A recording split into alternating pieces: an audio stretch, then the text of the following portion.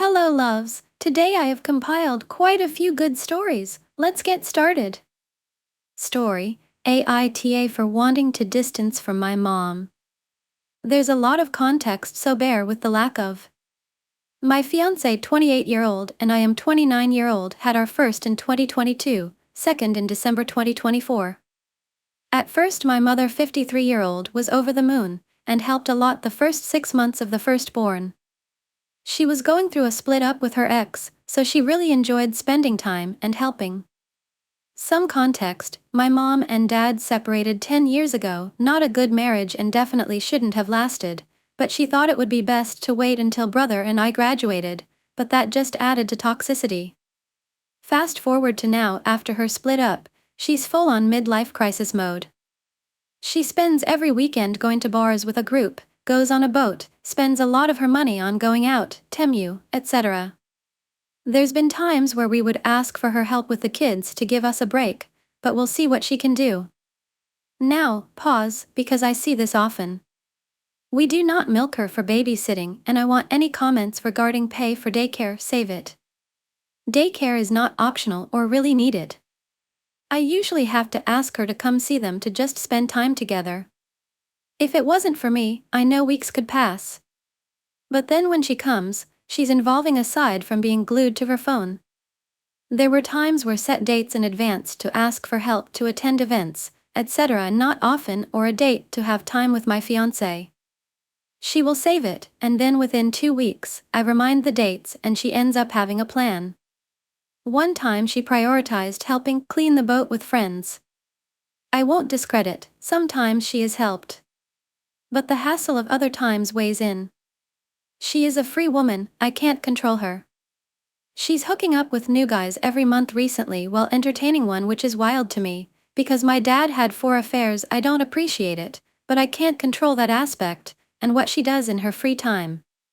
But I will add, she's here with the kids every time she excuses herself to go talk on the phone with one.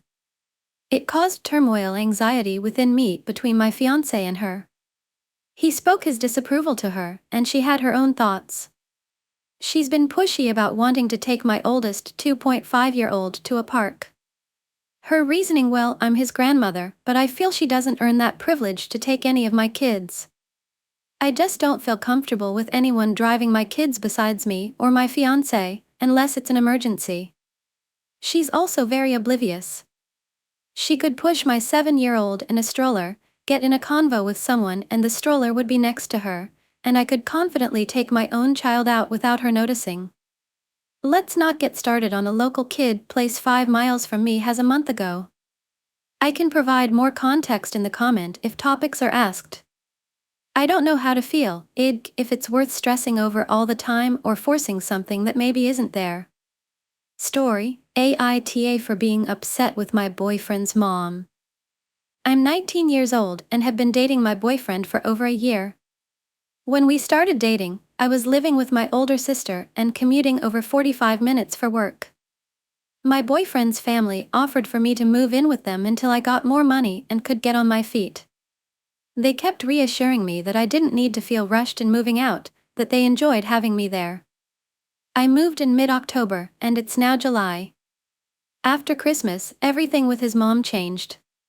She started getting more controlling with how much me and him were going out. We had to sleep in separate beds, etc., which at the time was fine. I tried very hard to maintain rules and expectations. Around March, his little sister caught me vaping. I didn't tell his family that I was vaping because I knew that he had family that had issues with lung cancer. I honestly thought that she didn't see it because she never said anything about it until months later. She didn't tell her mother about it until the end of May. When she told her mom about it, it was during his brother's birthday.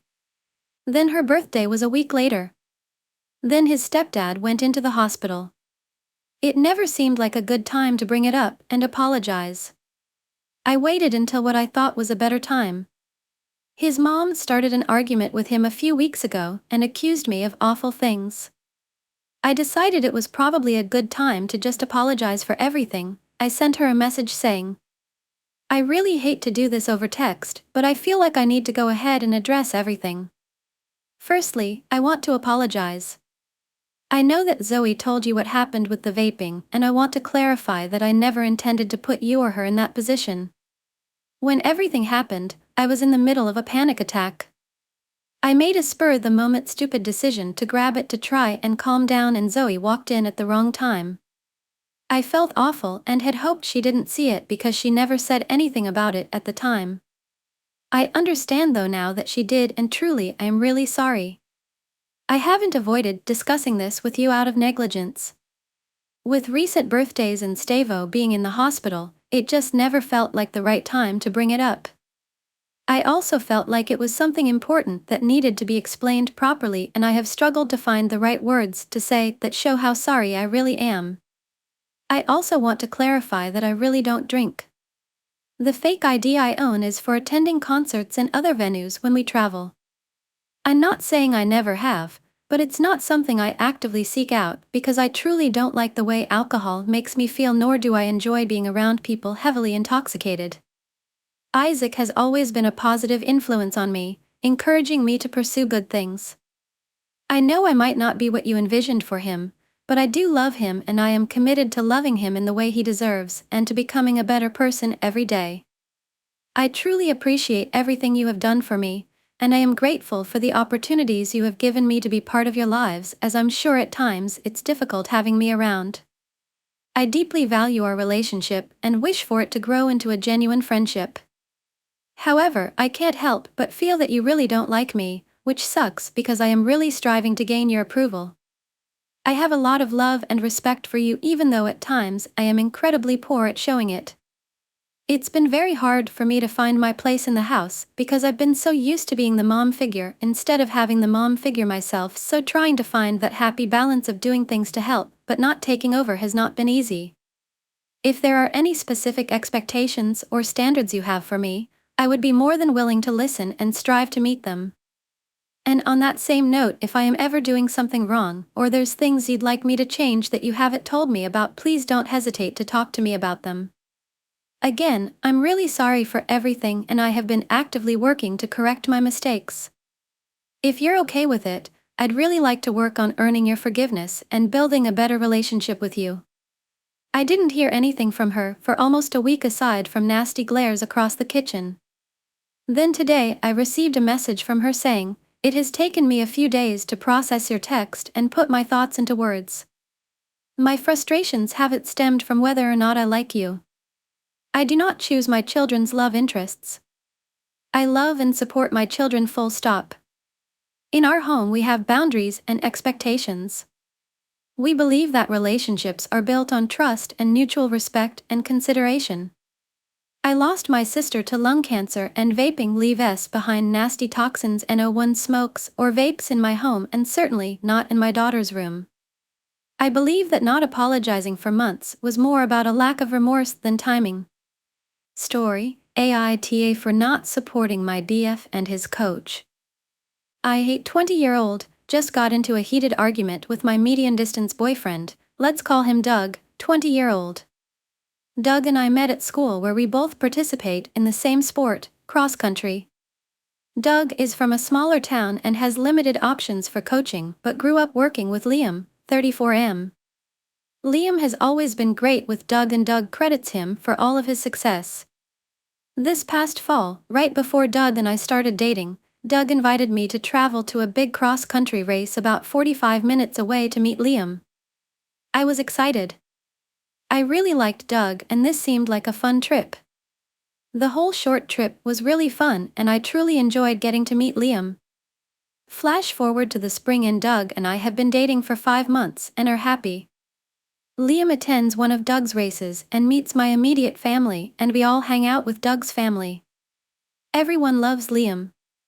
When school ended for summer, Doug and I went back to our hometowns, around a 4-hour drive.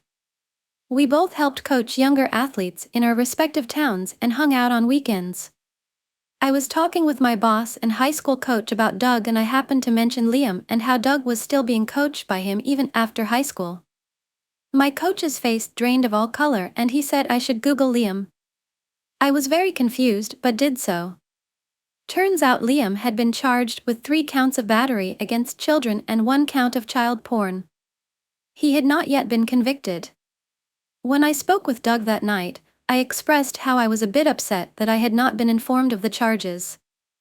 Doug immediately went on the defensive and kept going on and on about how he didn't support Liam's possible actions but only wanted to support Liam's family, a wife and 6 kids, and honestly all he talked to Liam about was cross-country, so none of it affected that. I told Doug he could do whatever he wanted but that I would never financially support someone with those charges against them. Doug started crying and hit a wall multiple times. He has been known to do this a couple of times in the past, and I have always told him how much I hated it. I ended up hanging up the phone and told him to call me back when he was done hitting things. 5 minutes later, he called me back with his mom, who kept telling me I have no right to feel upset because Liam was not yet convicted and her children are not gossips. Doug just cried. I explained to her that I felt I should have been told before I traveled with Doug to meet him and introduced him to my family. She said her family had a discussion 2 years ago when charges first started popping up and they had decided they would do nothing unless Liam was convicted. I asked her if her family was allowed to make that choice, shouldn't I be as well? She basically said no. Her family were not gossips and I was never left alone with Liam, so I was never in any danger. Eventually, she left and Doug and I argued more about how I wasn't supporting him in his decision to continue lessons until a conviction, and now that Liam was going to jail, he had stopped lessons. Apparently, Liam was convicted a couple of days ago. But I was an a-hole because I was prejudiced against a man with bad charges filed against him and that I need to be more supportive. AITA? Story, AITA for breaking up with my boyfriend of 3 weeks. We met at a party and didn't really interact after. We found ourselves in a group chat together with mutual friends, but didn't interact outside of that. Cut to a few months later, he messages me randomly. We just say hi but keep it moving.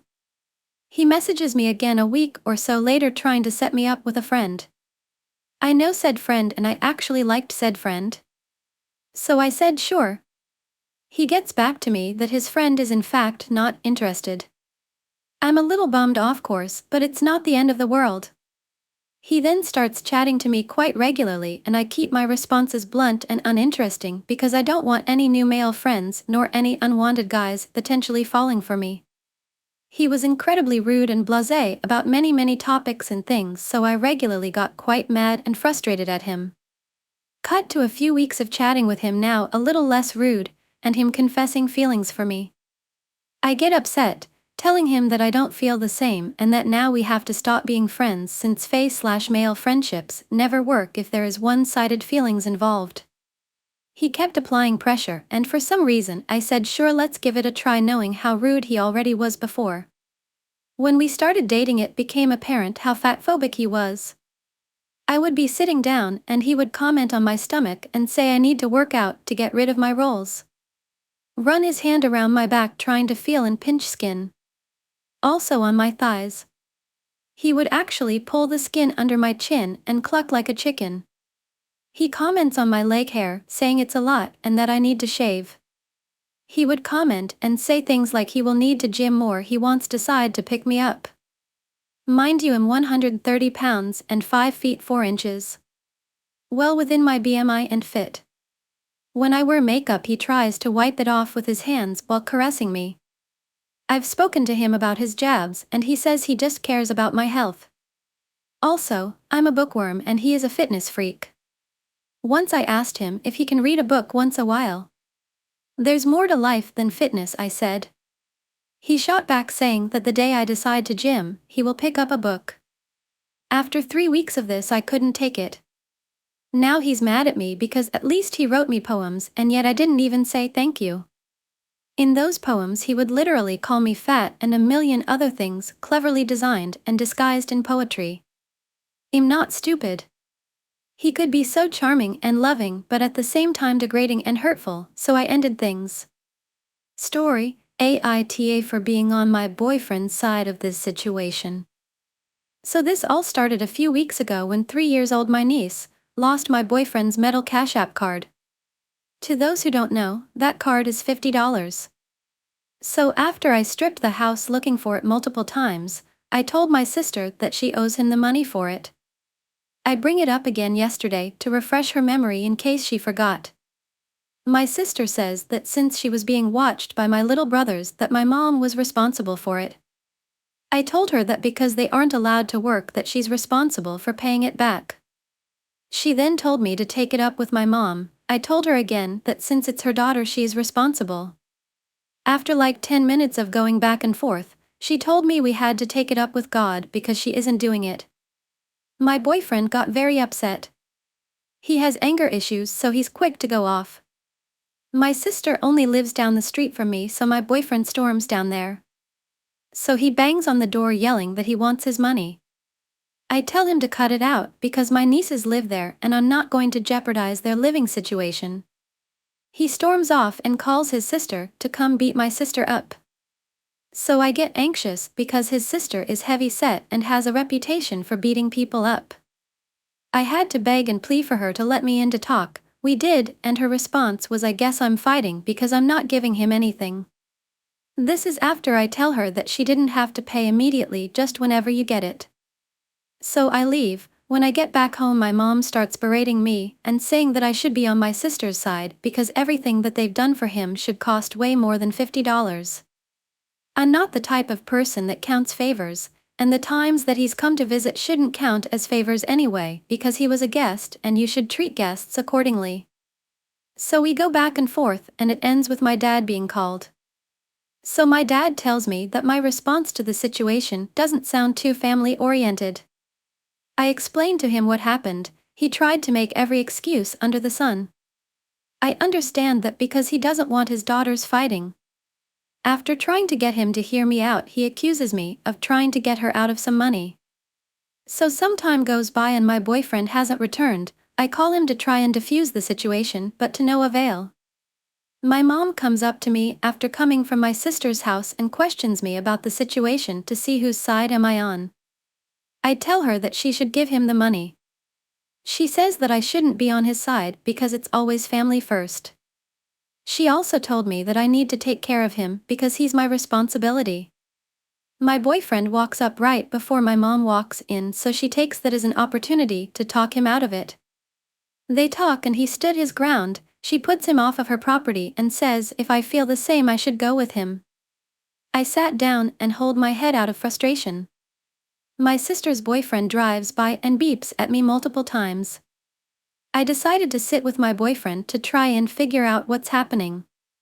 He says that his sister isn't coming today, but she is coming. We find out from my little brother that my sister's boyfriend is looking for him with his hand clutched over something. We haven't heard anything since, but I want you guys' advice on what to do. Story: AITA for making my fiance and I move away from his parents. I am 18 years old and recently moved up north to live full-time with my then long-distance 20-year-old boyfriend. Shortly after I moved up, he proposed. His parents offered us the opportunity to live with them while we plan the wedding and become more financially stable. We decided to accept their offer because apartment prices are insane right now, but we have to follow their strict rules for the time being. The most important one, and relevant to this story, is that we are not allowed to sleep in the same room or lie down next to each other under any circumstances. We decided to endure this for a few months because of the tough economy. Everything was going okay, but I always felt his parents were overbearing and very manipulative. They make promises to help us out of the kindness of their hearts, but there's always a catch. My fiance's father, a retired cop and current lawyer who is also a hardcore Mormon, is a difficult person to be around. His mother means well but tries too hard to please her husband, which makes her manipulative and selfish as well. For the past few months, they have been trying to convince us to stay near them when we move out, even offering to buy us the house we want. I never thought this was a good idea because I know their intentions aren't genuine. Unfortunately, my fiancé is easily manipulated and believes everything his parents say. Now, here's where the drama started. 7 days ago, I had a bad gut feeling and decided to look through my fiancé's phone, which I had never done before. I found messages from an unsaved number practically begging him to reply. These messages dated back about 2 months. Alarmed, I managed to find this person's full name, email, and address. It turned out to be his ex, whom I had repeatedly asked him to block because she's not a good person and has tried to convince him to leave me before. Their relationship was twisted and unhealthy. She cheated on him and manipulated him throughout. After a lot of questioning and investigating, I got the full story. My fiance was cheating on me with her for the first 6 months of our relationship, and he continued communicating with her every few months up until May of this year. Thankfully, the flirting had stopped early on, but she continued to message him throughout our relationship. He only answered when she would ask about us. He claimed he did it to prove he was doing well without her. This was still unacceptable to me, especially since I had set clear boundaries about this person. After seeking advice from everyone I know and reading countless books on forgiveness and healing, I decided to give him another chance. You can criticize me and tell me to leave him, but when you're in my position, ending a relationship I've invested so much in isn't easy. We've both grown a lot since we first met, and I believe he has changed for the better. Moving on to what happened next, the night after I found out about all this, I was still shaken and asked my fiancé to stay in my room until I fell asleep because I didn't trust myself to be alone. I couldn't stop crying until around 1:20 a.m. and fell asleep 10 minutes later. At 1:45 a.m., I heard yelling and immediately woke up. It turned out my fiancé's dad had found him sitting in my room and assumed we were having intercourse, which he adamantly disallows. What scared me was how he began accusing my fiancé of being a pervert and shamed him for not being able to keep his penis away from me. This terrified me because we've never had intercourse in their house and have never given his father any reason to think otherwise.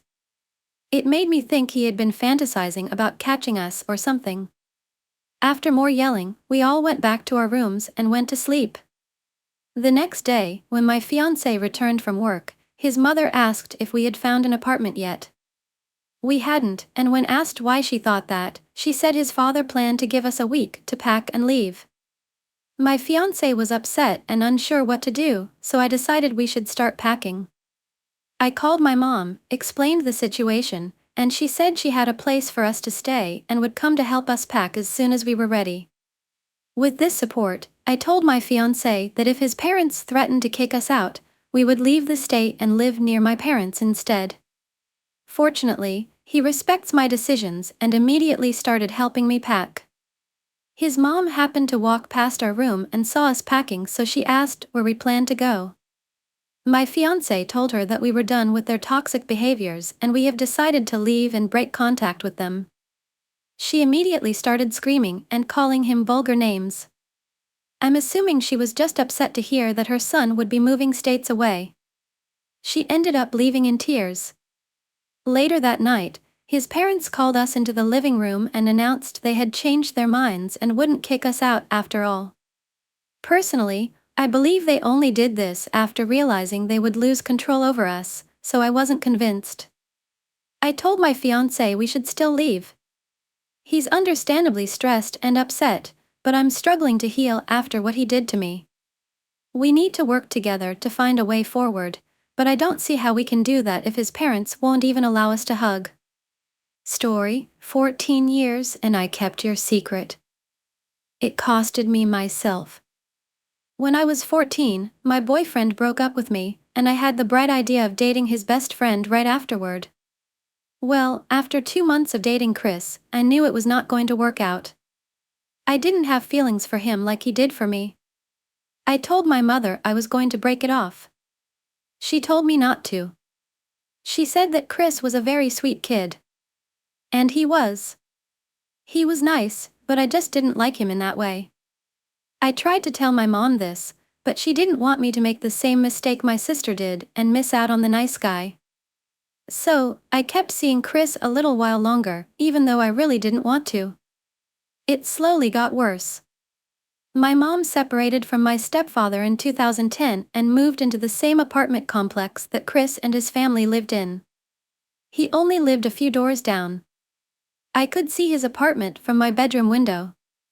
Mom and I moved into the apartment complex, and I started riding the bus with Chris before and after school. I made sure to always keep a smile on my face.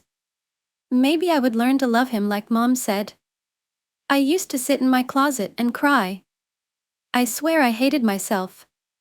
I wished I could just develop these feelings with a snap of a finger. I wished I could look this boy in his eyes without wanting to run. He would hold me and cuddle me. I couldn't let how I really felt show on my face, or else Mom would get upset. This is where the story gets complicated, and if you're still here, thanks.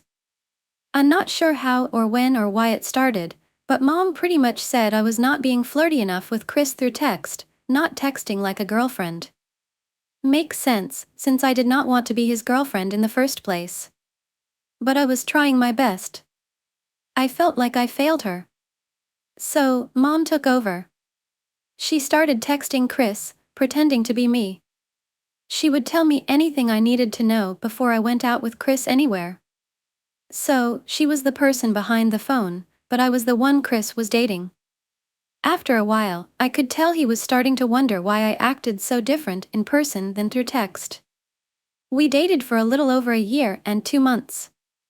At some point, Mom suggested to Chris that he should also join the community play I was in after school. One more place I couldn't hide, had to keep pretending to be the girlfriend around my castmates. She even invited him to go out of state and meet family with us during Christmas. God, I hate this memory. I remember telling her I didn't want him to go. She told me it wasn't a done deal anyway, his parents probably wouldn't let him go. I prayed and prayed he wouldn't go. My heart sank when I felt the car pull into his driveway and I heard his parents talking to mine. For the entire 10-plus-hour car ride there and back, including the entire 4-day vacation, I had to put the mask on. Smile when he cuddled me. Giggle when he would tell me how much he loved me. Inside, I felt like the fucking devil. He deserved someone who had those same feelings for him. Okay, time for a plot twist, just to keep things interesting, of course. At some point, some girls started to bully me online, leaving mean comments. In all honesty, they never bothered me that much. But Mom created a fake account, pretending to be a teen girl the same age as me, Molly. Molly was my age, and we met through my older cousin who was in the foster care system in a completely different state, so we only kept in contact through text messages. Keep in mind, Molly is not real. But to me, she was. Mom would stay up for hours at night looking for pictures and editing them online to make them all look like or similar enough to what this Molly girl looked like. I don't know if I can write in words how deep this went. Molly needed friends to be real, so Mom purchased multiple burner phones for each one. She had multiple spiral notebooks with all the different login Facebook accounts for each person.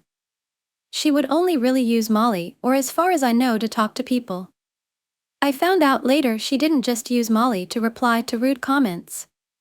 She had me talk and act like Molly was real when I was around certain people. Oh yeah, I saw Molly last week, etc. Right before Mom let me break up with Chris, I started secretly dating a boy named Frankie. I was head over heels for Frankie. He was my first love, and we ended up dating for a little over 2 years. Ready for another plot twist? Frankie had a younger brother named Marco. Both Frankie and Marco did not have the best home life with their guardian. Oftentimes, they would get locked out to sleep in the backyard, or they would have to find something to eat in the dumpster behind the fast food restaurants where they lived. When my mom found this out, she invited them both to live with us. Frankie was 18, and Marco and I were both 16 or 17. Marco is only 8 months older than me. Mom came into my room and laid down next to me one night. I could read the text on her phone over her shoulder. It was from Marco, and it had a winky face. I don't recall what it said, but it made me uncomfortable. I told her, "Mom, he's flirting with you." She tried to brush me off with, "Oh, don't be silly, he didn't mean anything by it." A few days later, they both came to Frankie and me and confessed they started dating. Neither one of us took it well. Mom and Marco argued and fought a lot. It was almost every night we went to sleep listening to an argument. After a while, Frankie and I broke up, and he moved out. No one knew Mom and Marco were dating. It was a secret, one that couldn't come out. Why? Because mom was trying to get custody of my brother's 3 kids because he was, and still is, struggling with addiction. I couldn't let anyone find out about Marco and mom for my niece and nephew's sake. That's why I always kept my mouth shut.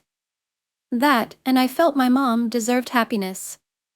She was forced to marry my dad at a young age.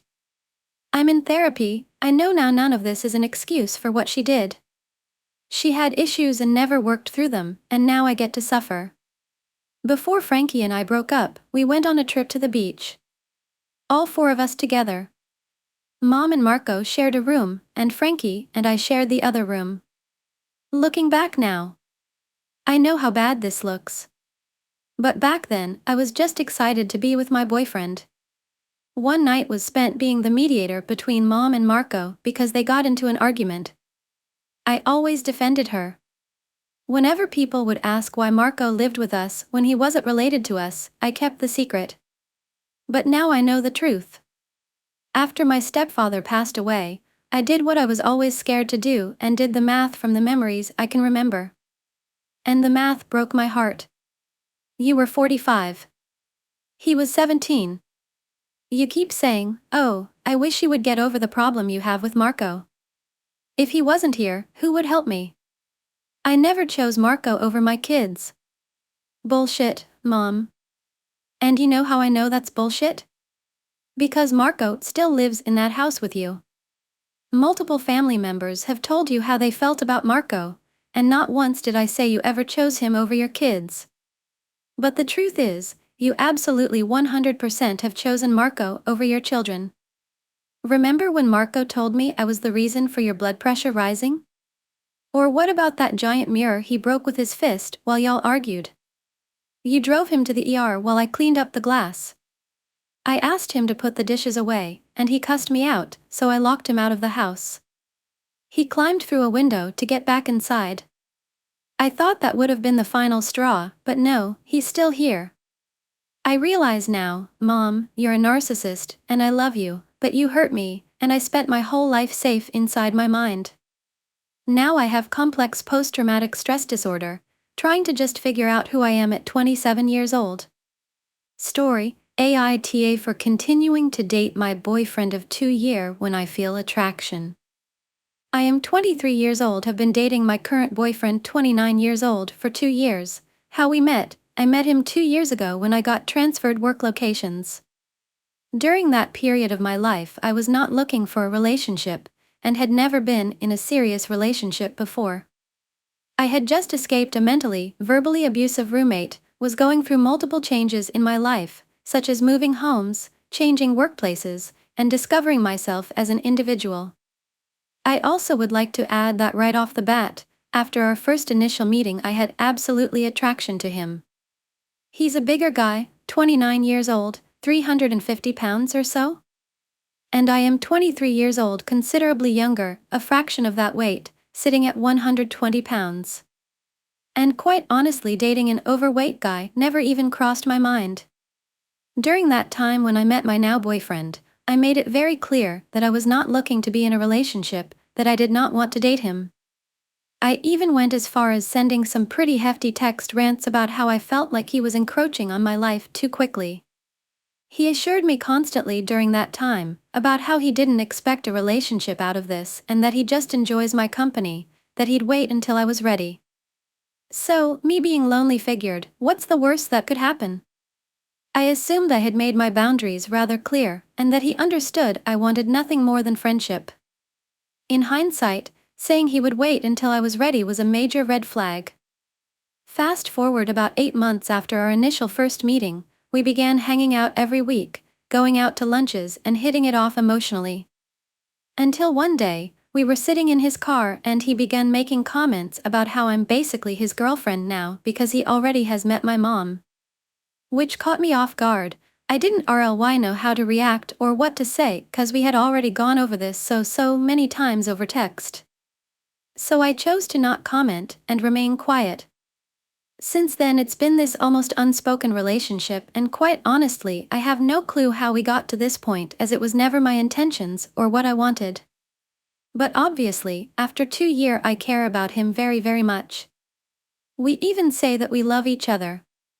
But I can't help but feel guilty, selfish for allowing it to go on for so long. He's become my best friend and I can't even imagine my life without him. The issue is, we haven't had sex ever in the 2 years I've known him. I've basically become completely celibate, and I crave a sexual relationship with someone else. But because of this unspoken relationship, I feel like I can't explore with anyone else or it would be cheating on him. I don't know what to do here, and feel constantly conflicted because I never asked for this. Is this even a relationship if we don't even kiss or have sex ever? At this point, we're essentially just best friends. Story: AITA for being mad when my fiance doesn't try to satisfy my fantasies. I am 32 years old, have been in this relationship with 32 years old my fiancés for almost 2 years. I know the title sounds crappy, but bear with me. When I first met her, she was extremely sexual, I mean sending me pictures of her and her kink life, doing things with other men, role-playing, etc. I for one was never able to dabble in that. I am not cis and grew up very traditional, probably doesn't matter, but for the story's sake. I was okay with it, and still am, but I was under the impression she was very sexual by nature. I was not, so I figured, perfect, we can explore together. 2 years in and now we live together. We've talked about our turn-ons etc., but we've fallen into this weird phase where depending on my hormones I feel very submissive. Not I'll wear women's clothing etc., but my love language is acts of service. I see her as my queen, it makes sense and turns me on to do as she says etc. I do everything around the house, I cook, clean, laundry, I make her dinners and make sure when she gets home from work everything, and I mean everything is taken care of. I work from home and find time not a big deal. I grew up very independent and love to help where I can. I guess my issue is that I've relayed to her that I would love to have more time with her and maybe exploring a more intimate part of it. A more kinky side, if you will, where I maybe have to ask for permission for certain things and she denies me etc. Nothing crazy, just you can't do this till this is done type of things. We've talked about it, she says she's into it, she says she wants to try it, but it never happens. At this point I'm tired of asking for it. She's going to school and building her business, so I understand she is short of time and I try to bring it up on her off days, but instead she's on her phone or decides to go to bed early. I get it, she's tired, don't get me wrong, but there's times where I am tired and still make an effort. I feel dumb mentioning this over and over, only reason I do is because she says she's into it, but her actions don't match her words. For we talked about doing some intimate stuff tonight and I expected her to take the lead as I have mentioned, but instead she said she was going to bed, and when I went up to bed 10 minutes later she was asleep and disregarded me. I love her, I just wish she would live up to her words or tell me the truth off the bat. Story: AITA for breaking up my business relationship with the girlfriend of my boyfriend's best friend. Hey everyone!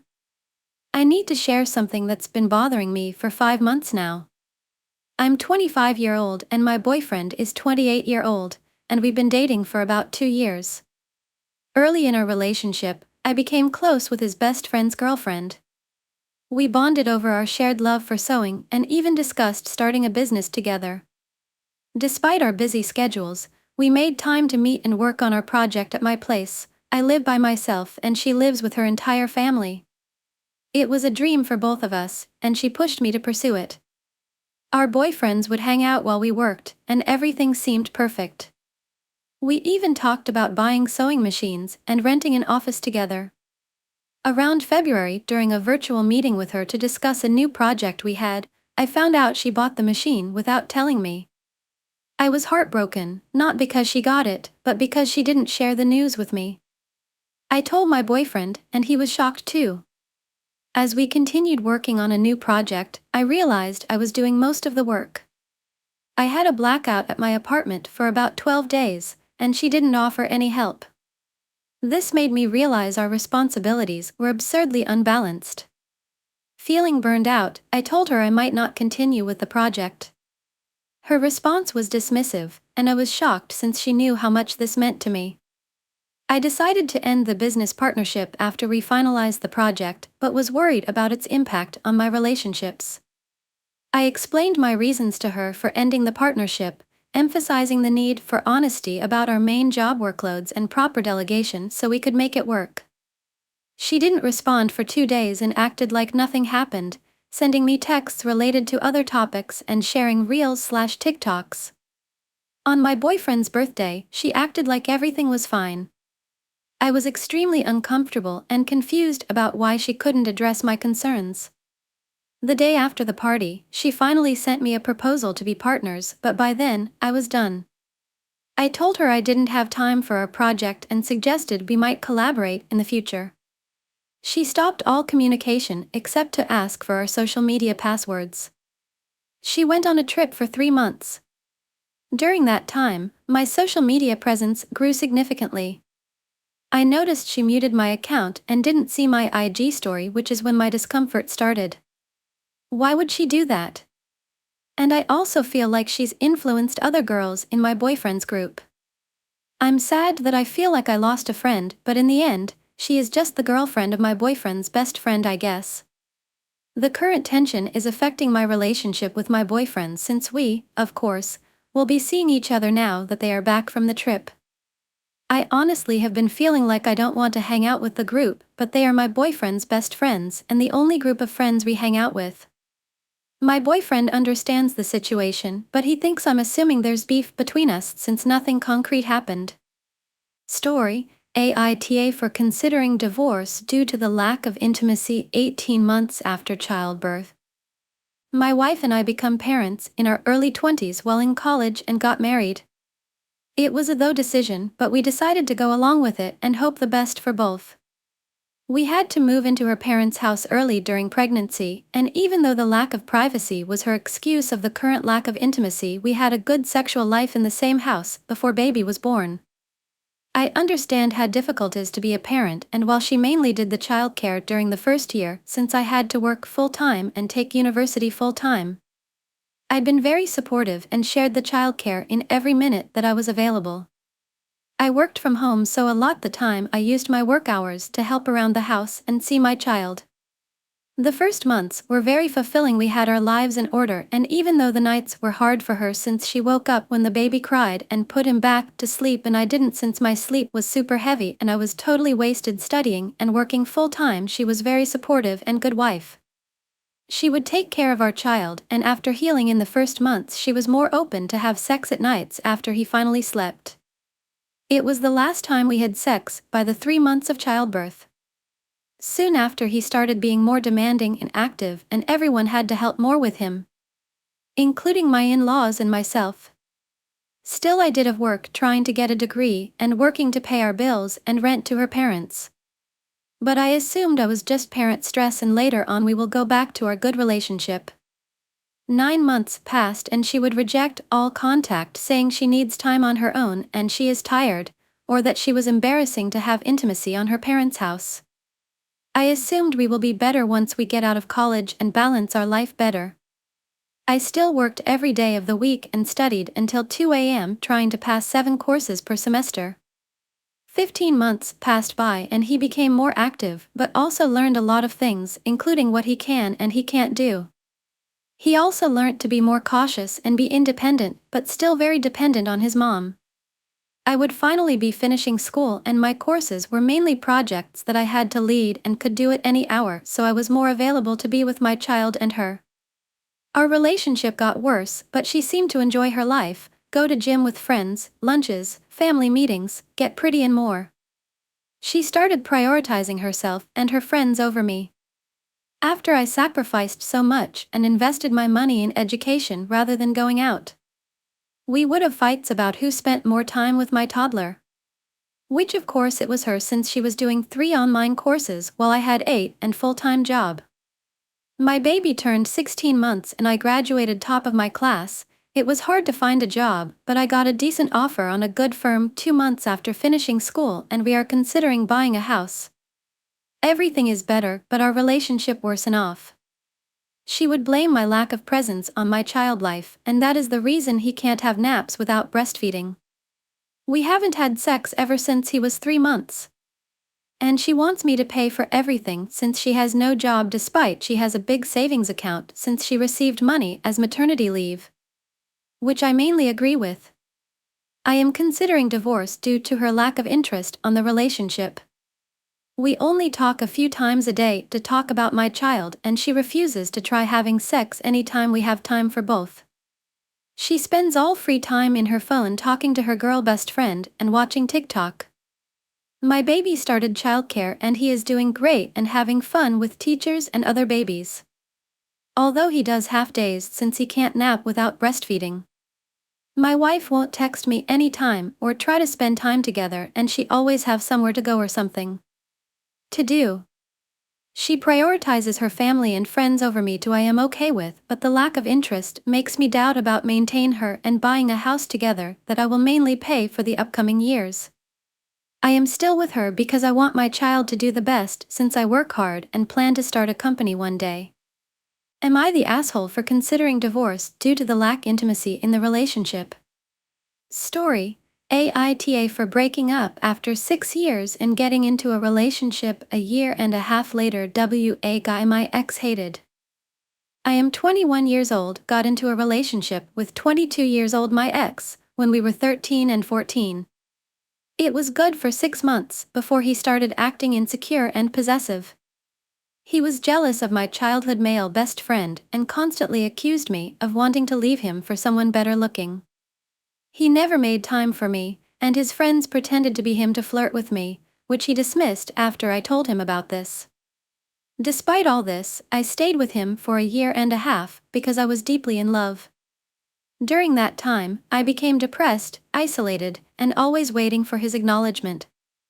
A major incident occurred when he called me a slut in front of everyone at our school. I stopped talking to him, but after 2.5 months, I forgave him because he begged it wasn't said about me. He improved, but often brought up my lack of trust in that situation and should have forgiven him sooner. Eventually, 22 years old my childhood ex-best friend got involved in our relationship, so much so that my ex trusted her more than me. This made me uncomfortable, especially since he always criticized me for talking to male friends. The relationship became so toxic that I ended up on antidepressants. In university, I made a small group of friends. My ex started feeling threatened by one male friend. My ex-best friend always found a reason to bring that guy up in front on my ex and he demanded I stop talking to him. Despite my small social circle, my ex became increasingly controlling, even being intimate without my consent. Eventually, he broke up with me after 6 years because of my friendship with this male friend, and my ex-best friend sided with him. After a year, my university friend and I grew closer and were attracted to each other, and we started dating 5 months ago. This relationship has been the most peaceful I've experienced, but I sometimes feel guilty and wonder if my ex's accusations were true. I've kept this new relationship secret from those close to me because it feels too soon for them to know. Story: Wibda if I break up with a guy who I just see as a friend. So here's what's going on. I, 27-year-old, knew this guy, 27-year-old, from a summer job I worked at while in college. For the story we will call him Brad. That was 9 to 10 years ago. We fell out of touch because he left that job to do classes during the next summer or another job, TBH I don't remember. Last August he got in touch with me again and we started talking.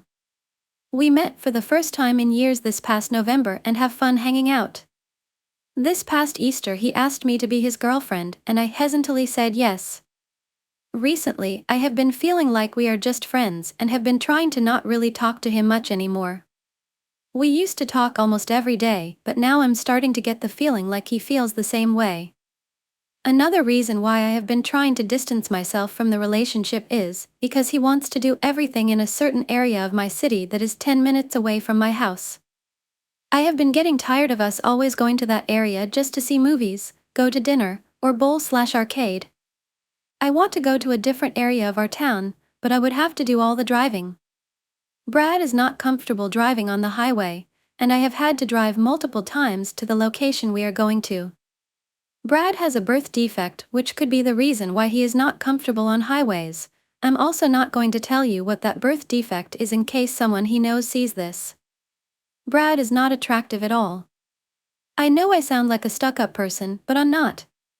I have had multiple people telling me that attraction is like 50% of the relationship. Brad is not much of a sports fan. I am a major sports fan. I grew up in a house where if football, baseball, or basketball were on TV, you had to watch it. Also, I played basketball in middle school. My brother played baseball since he was little. He doesn't like hiking or biking. My brother and I love hiking. My dad and I love biking too, so that does not give us a whole lot to do. Every time he asks if I want to go see a movie or go to the bowling alley, arcade, or go to dinner, I groan and don't really want to answer him at the moment of the text. Brad has met my parents and they like him. I have met his family and they are really nice. His niece loves me. I have talked to my parents about this and my mom thinks I'm in a hole for acting the way I have been acting with him. She doesn't get that I am absolutely miserable in this relationship. Every time we go out and she asks how it was, I will always reply it was fine. She grills me about it and asks why I am like this with him, and I tell her I'm not. She basically accuses me of being mean to him, which I'm never mean to him. My dad tries to be the mediator, but my mom keeps pushing me towards him. At one point we had another argument about him, and it got so bad that my parents kept saying, "You're drunk and we'll talk about this tomorrow." I had only one drink, adult drink, so I was not drunk. At that point I screamed at them, "I'm ing miserable, and he makes me miserable. I don't like him at all. I want to stop seeing him and start seeing other people." I left their house and went back to my apartment, 2-minute drive from their house, and cried my eyes out for the rest of the night. Brad is a nice guy, but I just don't see this relationship going anywhere. A friend of mine asked me, if he said he loved you, would you say it back? I told her I would, but I would not actually mean it. I would just say it back because he said it. I don't want to lead him on, and if he decides at one point to get down on one knee, doubt he will ever, I don't want to hurt him by saying something like, "I don't see myself marrying you," or "I felt this way for a while but couldn't break up with you because it was seriously hurt you." Story, AITA for asking my ex-fiance to prove she wasn't cheating. My ex-fiance is Ashley, 20 years old, and I am 25 years old, met online in January of 2024 and proceeded to talk for about a month before finally meeting in person. During the time we had been talking, she told me she was looking for a man who would treat her right and was not an abuser or a user. She told me she was in previous relationships with other guys who hurt her physically and emotionally. Little backstory about me: I was 24 at the time and was actually never in a relationship before. I was also a virgin. Having been rejected and hurt by women so many times, I started to turn cold inside. Back to the story, we both told the other what we were searching for, and it was actually the same thing. Ashley told me she wanted a relationship where we would communicate our problems and work through them to better grow as a couple. I agreed with her on this. After we had our first meeting in person, we decided to be in a relationship. She promised to never hurt me, and she promised she would never break my heart. For the next 2 months everything was amazing. I was so happy to be around her and text her every morning and night. Those were the highlights of my days. Everything was going well, and she would even come over a couple of weekends and spend them with me. She was even there for my birthday, and I couldn't have been more happy. I got a ring for her and proposed to her after a little over 3 months of dating. Yes, I know, absolutely stupid idea. We had a couple of small arguments but managed to push through it and grew as a couple. She was in a vocational school learning a trade at the time. She injured her leg in a ski trip and had a hard time walking on her foot due to the swelling. I went to the store with her and bought her a foot brace. After a few weeks the swelling and pain went away and she was recovered. Then one day I got a call from her asking me to come get her because she was getting kicked out and needed a ride. I dropped everything and immediately drove up to her and brought her home. The whole ride she was emotional and I did my best to comfort her and support her. She stayed with me for a week before I took her back to her parents and got her all settled in. Throughout the next weeks she and I stayed in contact and talked every day. We were making plans to get our own apartment and live together. We were even planning on starting a family soon. By the way, Ashley's parents and I had a good relationship. They seen right away the kind and caring young man I was. They were happy I was with Ashley and wished us both so much happiness. Everything was so great and I was never more happy and couldn't wish for anything else. Then one day I get a call from her father and he said he didn't want to tell me, but thought it best I should know. When he said those words my heart began to crumble. He told me that A had been coming home super late and was around different men, and while he told me he had no evidence of anything, he disclosed that she had a history of cheating and did it with her previous boyfriends. My heart was in my throat and I was concerned because I had felt like something was wrong the last 2 weeks when she was more and more distant from me. We had gone from texting every day to maybe once a day with her only send 1 or 2 words at a time. But for that last week before she never said I love you back to me. As my mind began spinning, I told him I would figure out what was going on. At that time I was at work but couldn't focus and felt like my world was crumbling around me. I ended up telling my manager what was going on and he understood and told me to go take care of my personal life. I left work and sat in my car. I proceeded to message A, hoping with all my heart that it wasn't true. When I texted her, I was asking for her to share her active location with me and just to tell me who she was with. She continuously dodged the question and tried to turn it around on me. Eventually she told me a fake first name of a boy and a town they were in. However, the story didn't match the one her father had told me. She was supposed to be swimming with a female friend of hers in a town that was nowhere near where she said she was. When asked for her to share her live location with me, she told me we were over. She never once gave it a second thought or anything. I was devastated by it. I went from being one of the happiest men in the world to having that entire world crash down around me in seconds. After she devastated my heart, I got in touch with her family to let them know. They invited me over that day and felt bad that it had happened that way. The parents tried to comfort me and encouraged me that everything would be all right. But never once did I turn her family against her on purpose. There is more happening on their side, but that's not something I will be sharing here. Ashley and I talked a few days later, and she blamed me for everything wrong in her life. I was trying to be civil and nice, but she deliberately tried to hurt me with insults. Later that same day, I ended up rolling my car while driving down the highway. She never once cared. I am still recovering from the wreck, and my life certainly has been a rough one lately. I never did get any proof, but she was acting weird, and others that know her believe she was cheating on me as well. I know I was definitely not smart by jumping into the relationship that fast. The truth is, I fell in love with a lie, and she used me for financial help. Bye and see you again in the next videos and stories.